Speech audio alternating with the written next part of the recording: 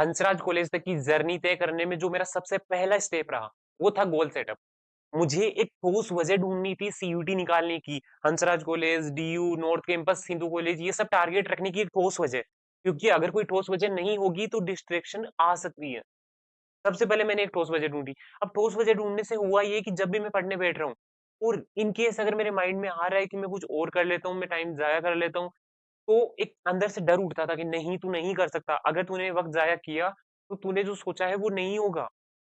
तो इस वजह से एक ठोस वजह ढूंढना बेहद जरूरी होती है स्टार्टिंग में। अगर हम कोई ठोस वजह हमारे पास नहीं होती है, तभी तो दूसरी चीजें अट्रैक्ट करती है।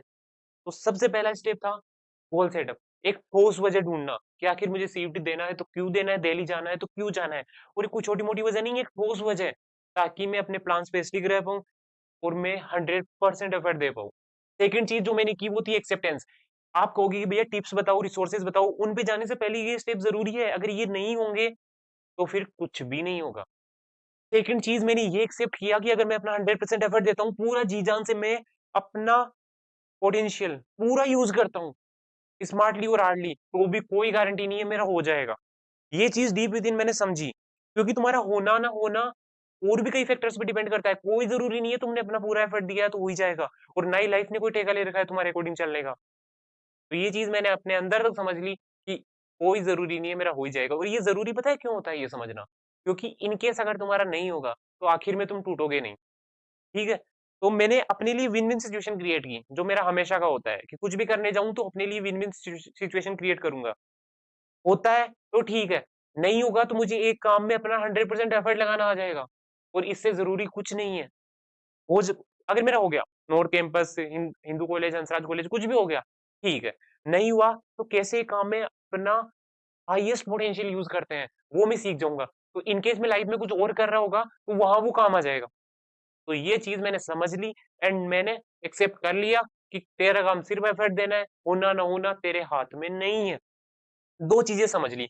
उसके बाद में मेरे सामने था कि यार कौन से सब्जेक्ट्स का तू एग्जाम दे, कौन से सब्जेक्ट्स को तू पढ़े। सब्जेक्ट सिलेक्शन, मैं डायरेक्ट पढ़ना स्टार्ट क्यों करूंगा, पहले ये समझूंगा ना स्मार्टली कि कौन से सब्जेक्ट्स का मुझे एग्जाम देना चाहिए, कौन से सब्जेक्ट्स मुझे पढ़ना चाहिए।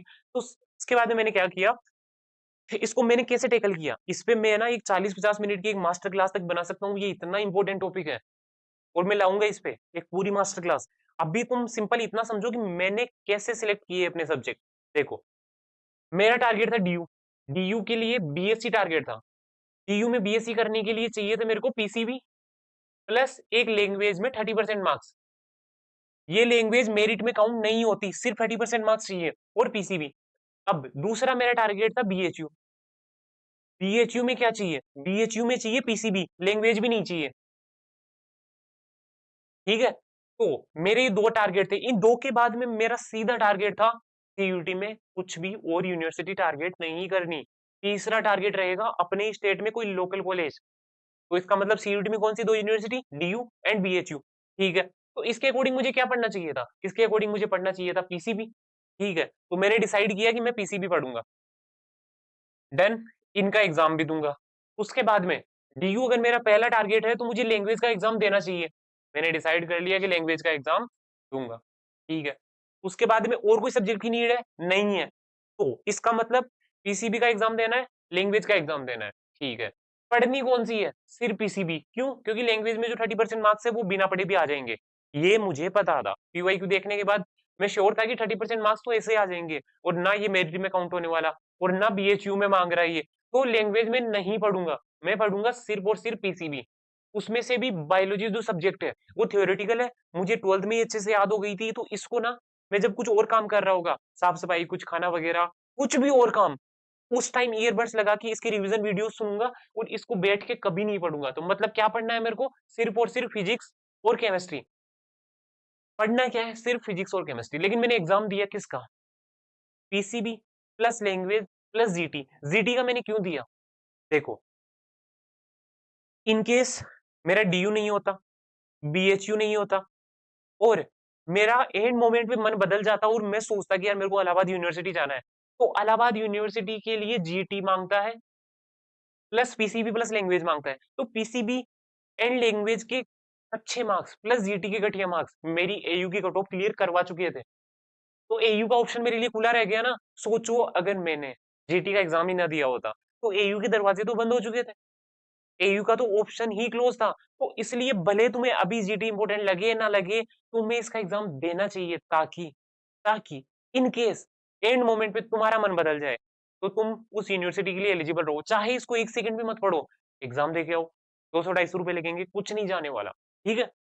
इसके बाद में जो अगला स्टेप था, टाइम टेबल। अब मुझे स्मार्टली टाइम टेबल बनाना था। ऐसा नहीं है कि सिर्फ हार्ड वर्क ना, एक स्मार्ट टाइम टेबल जिसे मैं अपना जो पोटेंशियल है उसका 100% यूज कर पाऊं। इसके लिए जो सबसे जरूरी चीजें मैंने अपने टाइम टेबल में रखी, वो 8 घंटे की स्लीप। अब इस पे ना काफी लोग मुझसे एग्री नहीं करेंगे, मत करो। मेरे लिए टाइम मैटर नहीं करता, प्रोडक्टिविटी मैटर करती है। ठीक है। अच्छा सोऊंगा तो नेक्स्ट डे चीजों को अच्छे से ग्रेब कर पाऊंगा, इसलिए 8 घंटे की नींद रखी और 2 घंटे का क्रिकेट। हेल्थ तो प्रायोरिटी पे आती है, उसके बाद में वेल्थ, करियर, रिलेशनशिप, सारी चीजें बाद में है। हेल्थ तुम लाइफ के किसी भी फेज में हो, हमेशा प्रायोरिटी में नंबर 1 पे आता है। सेकंड सेकंड हेल्थ को प्रायोरिटी देने का सेकंड रीजन, अगर बॉडी फिजिकली एक्टिव होगी तो जब पढ़ रहा होगा तो प्रोडक्टिविटी बढ़ेगी, चीजों को अच्छे से ज्यादा ग्रेप कर पाऊंगा। और ये चीजें ना लोग है ना मिस कर जाते हैं, इनको इतना मतलब इतना ज्यादा वेटेज नहीं देते, इनके बारे में इतना नहीं सोचते, जबकि ये मैटर करती है, ये इतनी छोटी चीजें नहीं है। ठीक है। तीसरी चीज मैंने क्या की, जो डेली मेरे को ब्रेक लेने होते थे, जैसे कुछ डेली काम होते हैं ना, नहा धोना, खाना पीना, ये सारे ब्रेक मैंने उठा के किस टाइम पे सेट किए। देखो मान लो मैंने 1.5 घंटा पढ़ लिया और अब मेरे को ब्रेक की नीड है, क्योंकि मेटाबॉलिज्म गिर चुका है बैठे बैठे और अब प्रोडक्टिविटी नीचे जा रही है। अगर वो नीचे जा रही है तो मुझे ब्रेक की नीड है। तो उस ब्रेक टाइम में मैंने जो डेली के वर्क थे ना वो सेट कर दिए, तो डेली वर्क्स के लिए मुझे अलग से टाइम भी नहीं निकालना पड़ा और मेरा ब्रेक भी हो गया। तो नाना धोना खाना, ये जो भी सारे वर्क्स थे, इनको इस तरीके से स्मार्टली मैनेज किया कि जो ब्रेक टाइम है उसमें सेट कर दिया कि जब भी पढ़ के थकने वाला हूँ और जो ब्रेक आने वाला है उसमें फिर मैंने ये जो डेली वर्क है ये ऐड कर दिए। दोनों काम एक साथ हो गए, मुझे अलग से टाइम नहीं निकालना पड़ा और मैंने अपना पोटेंशियल का 100% यूज भी कर लिया। And the last thing, revision. ये 100% है कि मैं किसी भी दिन ये चीज स्किप नहीं करने वाला, हर शाम को रिवीजन। पिछले दिन जो पढ़ा था अगले दिन उसका रिवीजन। जैसे एग्जांपल के लिए न्यूक्लियाई का चैप्टर है, फिजिक्स में एक चैप्टर है मान लो, इसको मैंने पहले दिन पढ़ा, पहली बार पढ़ा, नेक्स्ट डे जब मैं इसका रिवीजन करूंगा मुझे 30 मिनट लगेंगे, उसके अगले दिन 25 मिनट, उसके अगले दिन हो सकता है 15 मिनट, उससे अगले दिन 10 मिनट। ऐसे करते करते एक दिन आएगा जब मुझे बस ऐसे करना पड़ेगा, इस चैप्टर का मैं माइंड मैप बना लूंगा और रिवीजन करते टाइम 7 दिन बाद ऐसा दिन आएगा जब सिर्फ मुझे ऐसे करना पड़ेगा, मतलब 2 मिनट में। तो वो रिवीजन टाइम हर दिन के साथ घटता रहता है। और रिवीजन जरूरी इसलिए होता है क्योंकि अगर कुछ वक्त रिवीजन नहीं किया तो जब उसको दोबारा पढ़ने बैठोगे तो उतना ही टाइम लगेगा जितनी उसको पहली बार पढ़ने में लगा था, तो वक्त जाया हुआ तुम्हारा। इसलिए रिवीजन जरूरी है और इन चीजों को ना काफी लोग महत्व नहीं देते, ये रिवीजन वगैरह, ये प्रोडक्टिविटी जो आपकी फिजिकल फिटनेस की वजह से आती है, और 8 घंटे की स्लीप क्यों जरूरी होती है, क्या इससे हम जो पढ़ रहे हैं वो आउटपुट ज्यादा आएगा कम आएगा, इन चीजों को लोग इतना ज्यादा महत्व नहीं देते और बोलते हैं कि नहीं नहीं, मैं तो अपने 6 7 क्लास से 2 2 घंटे एक साथ बैठ के पढ़ता आया हूँ, मेटाबॉलिज्म गिर जाता है हर आधे घंटे में, 45 मिनट में उठना, ब्रेक लेना, ये सब जरूरी होते हैं। पर लोग नहीं मानते, नहीं नहीं मैं तो टॉपर रहा हूँ अपनी क्लास में, मैं तो हमेशा से ही 2 2 3 3 घंटे तक एक साथ बैठ के पढ़ा हूँ।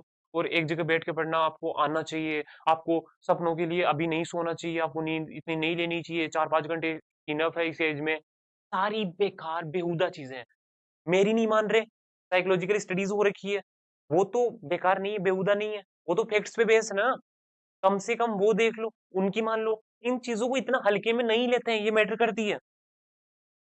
अगली चीज, इसके बाद में आता है कि मैं चैप्टर्स आखिर मैंने कहाँ से पढ़े। मुझे लेक्चर्स पढ़ने हैं, चैप्टर्स पढ़ने हैं, चैप्टर्स को समझना है, वो मैंने कहाँ से किया। यहाँ मैंने एक गलती कर दी। मैंने क्या किया, एक जिससे मेरे दिमाग में आया, जो आपके भी दिमाग में आ सकता है, यार सीयूटी एक एंट्रेंस एग्जाम है, इस एंट्रेंस एग्जाम को निकालने के लिए मुझे सीयूटी से रिलेटेड एक कोचिंग की नीड पड़ेगी, सीयूटी से रिलेटेड मुझे किताबें खरीदनी पड़ेगी। ये गलत है, बेसिक्स को फॉलो करना चाहिए। मुझे क्या करना चाहिए था, मुझे एक पीवाईक्यू उठाना चाहिए था, पीवाईक्यू उठा के ये देखना चाहिए था ये क्वेश्चन करने के लिए मुझे क्या पढ़ना जरूरी है। जब मैं वो पीवाईक्यू उठा के पढ़ता तो मुझे समझ में आता कि मुझे इसके लिए एनसीईआरटी क्लियर होनी जरूरी है, सिर्फ एनसीईआरटी क्लियर होनी जरूरी है। वो तो मेरे क्लास 12th वाले जो टीचर्स ने एनसीईआरटी का निचोड़ बना के जो नोट्स बनवाए थे, उनसे ही हो जाएगी। तो फिर मैं क्यों कोचिंग लूँ? लेकिन ये मुझे तब नहीं समझ में आया। मैंने 1400 की ये कोचिंग लिए ली थी और सच बताऊँ उसके बाद में मैंने उससे पढ़ा भी नहीं। 1-2 क्लास से ज़्यादा ली भी नहीं। मुझे समझ आ चुका था कि मेरे जो क्लास 12th के नोट्स है वो ही बढ़िया है, उन्हीं से पढूँ। अगर उनमें कुछ नहीं समझ में आ रहा, तो क्या करूँगा? यूट्यूब पे इतने बढ़िया-बढ़िया टीचर्स हैं, वो चाहे 12th का पढ़ा रहे हो, चाहे नीट का, जेईई का, कॉम्पिटिशन लेवल का, कहीं का भी पढ़ा रहे हो। अगर वो बंदा एनसीईआरटी क्लियर करवा रहा है, तो मैं उससे पढ़ूँगा, अगर मुझे समझ में आ रहा है उसका पढ़ाया हुआ। कोई मैटर नहीं करता कि उसपे सीयूटी का टैग लगा हुआ है या नहीं लगा हुआ। क्यों देख रहे हो सीयूटी की वीडियोस? अगर सीयूटी में टीचर जो है, उससे ज़्यादा क्वालिटी टीचर अगर तुम्हें किसी और एग्ज़ाम के लिए पढ़ाता हुआ मिल रहा है और वो एनसीईआरटी क्लियर करवा रहा है, तो उससे करो ना। तुम्हें एनसीईआरटी क्लियर करनी है और कुछ भी नहीं करना। कॉन्सेप्ट्स के लिए समझ गए मैंने क्या किया? यूट्यूब पे टीचर्स ढूँढे, 12th के हो, जेईई के हो, नीट के हो, जो जितने टीचर्स जिनसे मेरे को समझ में आ रहा था वो टीचर्स मैंने पकड़े। ऑनलाइन क्लासेस को बिल्कुल भी नहीं पढ़ा, छोड़ दिया मैंने। ये किया मैंने कॉन्सेप्ट्स के लिए। प्रैक्टिस, नेक्स्ट स्टेप आता है प्रैक्टिस। मैंने क्या किया प्रैक्टिस के लिए? जैसे ही मेरी एनसीईआरटी क्लियर हुई, मैंने उठाए पीवाईक्यू। मैंने 2023 में दिया था सीयूटी, तो मैंने उठाए 2022 के पीवाईक्यू। 2022 के पीवाईक्यू इतने ज़्यादा नहीं थे, मैंने कर लिए, ठीक है। अब पीवाईक्यू करने के बाद में मॉक्स, ये मैंने छोड़ दिए। ये मेरी मिस्टेक थी, मैंने क्यों छोड़े? क्योंकि मेरे पास जो 10-15 दिन बचे थे, उस टाइम पे मेरा काफ़ी सारा सिलेबस रह चुका था। मतलब काफ़ी सारे ऐसे टॉपिक्स थे जो मेरे स्ट्रॉन्ग अभी भी नहीं हुए थे। तो मैंने सोचा, यार अगर मैं कोई कांसेप्ट को अच्छे से याद करता हूँ, बार-बार याद करता हूँ, तो जब मैं एग्ज़ाम में बैठा होगा और जब मेरे मेरे पास उस कांसेप्ट से कोई क्वेश्चन आएगा, तो मैं उसी टाइम बना लूँगा ना उस क्वेश्चन को, उसी टाइम उसका सॉल्यूशन निकाल लूँगा। मुझे मॉक्स के थ्रू होके जाने की क्या ज़रूरत है? मेरे पास इतना इनफ टाइम तो है नहीं, 1-1 घंटे तो एक-एक सब्जेक्ट का एक-एक मॉक लगाऊँ, तो मेरा तो वक़्त बहुत लिमिटेड है। तो मैं तो ना चैप्टर्स को पढ़ते रहता हूँ, बार-बार कांसेप्ट्स को रिवीजन वीडियोस देखता रहता हूँ। जब कांसेप्ट ही स्ट्रॉन्ग हो जाएगा, तो डायरेक्ट एग्ज़ाम में अटेम्प्ट कर लूँगा ना क्वेश्चन्स को। मॉक बीच में लाने की क्या ज़रूरत है? लेकिन ये मेरी मिस्टेक थी। क्यों मिस्टेक थी? मॉक क्यों ज़रूरी होते हैं? मॉक पता है क्यों ज़रूरी होते हैं? जब आप एग्ज़ाम में बैठे होते हो, तो आपको कांसेप्ट कितना अच्छे से याद है सिर्फ़ ये ज़रूरी नहीं होता। ये भी ज़रूरी होता है कि आप उसको रिकॉल कितनी जल्दी करते हो और क्या उसे रिकॉल कर पाते हो या नहीं कर पाते हो। जब आपके पास 60 मिनट है, जो प्रेशर सिचुएशन है, इतने सारे क्वेश्चन्स हैंडल करने हैं, उस टाइम पे कैसे तुम उस कांसेप्ट को रिकॉल कर पाते हो, वो इम्पोर्टेंट है। और वो सब कहाँ से सीखते हो? जब मॉक लगाते हो। इसलिए मॉक इम्पोर्टेंट है। ये मैंने गलती की, मेरे मार्क्स भी इसकी वजह से काफ़ी कटे। जो बायोलॉजी मेरी सबसे स्ट्रॉन्ग थी, जिसकी एनसीईआरटी की एक-एक लाइन मुझे आज तक याद है, उसमें भी मेरे कुछ मार्क्स कटे। कुछ क्वेश्चन्स 1-2 उसमें भी गलत हुए। क्यों हुए? मॉक ना लगाने की वजह से रिकॉल नहीं हो पाता। वो प्रेशर सिचुएशन में माइंड कैसे वर्क करेगा उसकी प्रैक्टिस होती है मॉक में, इसलिए मॉक्स नहीं छोड़ने चाहिए। अगला चीज़, एग्ज़ाम दिया मैंने डायरेक्ट। एग्ज़ाम देने से पहले मैंने कुछ टिप्स वीडियोज़ देखे, जो भी आते हैं आपके यूट्यूब पे वो सारे मैंने देखे और एग्ज़ाम दे के आया। अब ना तुम एक चीज़ और कर सकते हो, एक स्टेप जो मैंने मिस किया, मेरे पास टाइम नहीं था। तुम जब सारी पीवाईक्यू लगा लो, पीवाईक्यू के बाद में तुम कुछ पब्लिकेशंस की बुक आती है वो भी लगा सकते हो। ओसवाल, एडुकार्ड जो भी बुक्स होती है, वो भी लगा सकते हो। लेकिन स्टूडेंट यहाँ पे गलती क्या करेंगे, सारे पीवाईक्यू करे बिना किसी पब्लिकेशन की बुक उठाएँगे जो कि एक गलत स्टेप है। पीवाईक्यू करो, पीवाईक्यू तुम्हें पता है कितने सारे हैं? 22, 23, 24, 22 और 23 के कितने सारे पेपर हैं? एक सब्जेक्ट के 20-30 भैया ये तो मिलते ही नहीं है। कुछ तो फ्री में मिल जाएँगे, तुम इधर-उधर गूगल पे ढूँढोगे तो मिल जाएँगे। और हो सकता है आने वाले कुछ दिनों में मैं भी ले आऊँ पीवाईक्यू, सारे पीवाईक्यू। तो सेकंड स्टेप पीवाईक्यू है और कहीं भी पैसे खर्च करने से पहले पीवाईक्यू पे खर्च करोगे। अब ना अब देखो, तुम्हें ये लग रहा होगा कि हमने इसके वीडियो पे टैप किया था, ये जानने के लिए कि ये कुछ अलग रिसोर्सेज़ बताएगा। ये बताएगा कि कैसे इसने हंसराज कॉलेज तक की जर्नी तय की और कौन से ऐसे रिसोर्सेज़ थे, कौन से ऐसे टीचर्स थे, कौन सी ऐसी क्लासेस थी, जिसने इसकी मदद की। इतने इंपॉर्टेंट रिसोर्सेज़ बताएगा ये सीयूटी से रिलेवेंट कि जिससे हमें समझ में आ जाएगा, कुछ हमारी हेल्प हो जाएगी। लेकिन इसने तो कुछ भी नहीं बताया, इसने तो बस बेसिक चीज़ें बताई है एनसीईआरटी, पीवाईक्यू, मॉक एग्ज़ाम, 4 चीज़ें बताई है इसने तो। आखिर क्यों किया इसने ऐसा? ऐसा इसलिए किया दोस्त क्योंकि सीयूटी के लिए तुम्हें कुछ भी दिमाग नहीं लगाना। कई बार हमें स्मार्ट नहीं बनना होता, बेसिक्स को फ़ॉलो करना होता है। सीयूटी में कुछ भी नहीं करना तुम्हें। तुमने अपनी 12th पढ़ी, पढ़ते रहो। उसका रिवीजन करो, पीवाईक्यू लगाओ, मॉक लगाओ, एग्ज़ाम दे के आओ। अगर कॉम्प्लिकेटेड बनाना क्यों है इसको? जितना कॉम्प्लिकेटेड बनाओगे, उतना फँसोगे, उतने मार्क्स कटेंगे। जितना बेसिक्स को फ़ॉलो करोगे, सब कुछ सिंपल रहेगा। अब तुम है ना, सीयूटी एक एग्ज़ाम है, इसके लिए मुझे कोचिंग लेनी चाहिए, अलग-अलग रिसोर्सेज़ ले लोगे, अलग-अलग किताबें ले लोगे, उनमें उलझे रह जाओगे। कुछ नहीं है, अपने क्लास 12th वाले नोट्स पढ़ो, पीवाईक्यू अटेम्प्ट करो, कोई पब्लिकेशन की बुक अटेम्प्ट करो, मॉक लगाओ 10-15, एग्ज़ाम दे के आओ। और कुछ भी एक्स्ट्रा ऑर्डिनरी ना मैं बताने वाला हूँ, ना कोई और बताने वाला है। यही बेसिक स्टेप मैंने फ़ॉलो किए थे, यही आपको करने हैं। समझ गए? कोचिंग्स तो कोचिंग्स का तो ब्रेड एंड बटर है, उनकी तो रोज़ी-रोटी है। वो तो बताएँगे ही ना तुम्हें कि तुम्हारे लिए कोचिंग क्यों ज़रूरी है, लेकिन कोचिंग ज़रूरी नहीं है। और ये मुझ पे भरोसा करने की कोई नीड नहीं है, पीवाईक्यू उठा के देख लो। तुम्हें लगेगी इसके लिए मुझे कोचिंग की नीड है तो लो। और स्मार्ट बनने की कोई नीड नहीं है। बेसिक को फॉलो करो, NCERT, PYQ, mock and exam. हाँ, तुम इंग्लिश में थोड़ा स्मार्ट बन सकते हो। इंग्लिश से रिलेटेड कौन से रिसोर्सेज़ पढ़ने चाहिए, कौन से नहीं पढ़ने चाहिए, इंग्लिश और जीटी, ये 2 चीज़ें हैं जहाँ पे तुम अपना दिमाग लगा सकते हो। वहाँ तुम रुबाइका मैम, सिप्रा मिश्रा मैम, इनकी वीडियोज़ देख सकते हो, टिप्स वीडियोज़ देख सकते हो और इनमें समझ सकते हो कि कौन से रिसोर्सेज़ से पढ़ना ज़्यादा बेटर रहेगा। यहाँ तुम कंपैरिज़न कर सकते हो, यहाँ तुम अपना दिमाग लगा सकते हो। डोमेन्स में कोई दिमाग नहीं लगाना। NCERT, PYQ, mock test, exam, खत्म। ठीक है?